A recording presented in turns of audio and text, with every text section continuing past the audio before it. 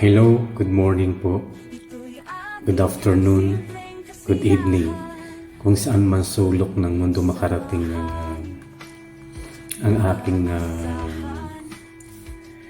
pasasalamat sa nagdaang The Voice Grand Final, The Champion from Season 1, Season 2 at Season 3. Unang-una, syempre, sa bumubuo ng Team Smashy, sa lahat ng mga organizers, sa aking mga teammates na kung saan ay kasama ko mula umpisa hanggang sa dulo ng laban. Even medyo masama ang pakiramdam ko, nigawa until now, medyo may sipon pa. Maraming salamat sa inyo. Siyempre, sa ating founder Abigail Ayuba, sa ating co-founder Bro PSP, Pinoy Spain Patroller. Ayan. Sa mga councils, members, ayan. Sa inyong lahat, maraming salamat sa support. Natutuwa ako dahil since nung umpisa hanggang sa dulo, ang ganda ng mga feedback. Natutuwa ako dahil hindi ko naman ine-expect na ako yung nanalo. Actually, ginawa ko lang yung para sa akin dahil ayaw kong kahit na medyo masama ang pakiramdam ko. The show must go on, sabi nga. Ayun. At ayun, natapos na nga. Dito man lang nagpapasalamat ako sa lahat-lahat. Unang-una, siyempre sa mga judges from Season 1, Season 2, Season 3. Sa Pinay Swiss Traveler, yan, Bro PSP, Best Friend Hannah G, sino pa ba mga and then from the finals, salamat din kay Master Wong, Weng DMY, DJ Roxy, at sa lahat po ng nasa chat box, sa mga nagko-comment ng mga magaganda, kay Tita S, salamat sa iyo. Kahit papaano sa konting mentor na ibinigay mo, salamat. Tapos may nakita pa ako doon kay Best Friend Hannah, thank you sa sinabi mo.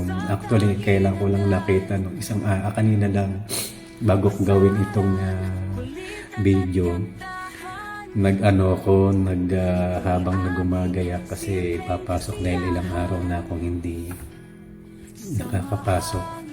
Nakita ko, best friend ko yan. Salamat sa mga support ninyo. Alam kong pasensya na kayo, hindi talaga ako tumingin doon sa chat box.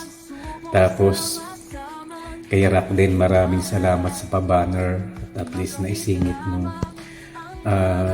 Kay RMG, tingin ko ang ganda ng niya na Tiga Nueva Ecija, malamang Tiga Nueva Ecija siya. Kay DJ Maharot, kay Desiree, kay Mirna Grande, kay Bro Kuyang Vlogs, kay Pretty Angel, na kung saan ay sinabi nga niya na ayaw ka pa, pero ikaw ang mag-winner, ikaw pala mag-champion. Well, hindi ko talaga ine-expect sa totoo lang. Kaya salamat na sa mga nandoon, sa mga tao na hindi ko nabanggit. Alam ko ang dami-dami. Alam kong hindi ko man masabi ang mga pangalan ninyo. Kasama na kayo dito dahil sa mga magagandang feedback ninyo. Kay Leslie, ayan, kay Resmi pa pala. Sino pa ba yan? Actually, ang dami. Kay Galis Crew, kay Babes. Basta ang lahat kayo na kasama sa journey, yung from Season 1, Season 2, maraming salamat. Siyempre, unang-una sa promotor ng programa, mula kay Galis Crew, G, maraming salamat from Season 1 to Season 3. At least nakapagtagumpay na. Salamat sa lahat. Siyempre, ang pinakamagaling nating editor, Babes Making, sa bumubuo ng mga councils, Ayan. At, salamat, natutuwa ako. Ito man lang na konting pasasalamat ko sa inyo. Sa mga taong na nagtiyaga, na nanood, nagpuyat. Siyempre sa lahat ng mga judges, sa mga magagandang comment ninyo, maraming salamat sa inyo. Lahat na nakita ko sa chat box. Kung hindi ko man kayo naalala, pasensya na kayo at isa na kayo sa mga nag-greet ko. Alam niyo kung sino kayo. Kaya maraming salamat sa inyo. At least kahit paano nagkaroon ng konting kasiyan. Binabalik-balikan ko sa totoo lang nakatuto. Parang hindi. Siyempre una, sa pamilya ko na nanood sila, even mga late sila. Nakita lang nila nung panahon na nag-announce na, nag-congrats na lang sila. Wala ni isa sa kanila ang nakapunta. Akala ko hahakuti ko ulit isang barangay. Sabi nga ni Best Friend Hana, pero ayun.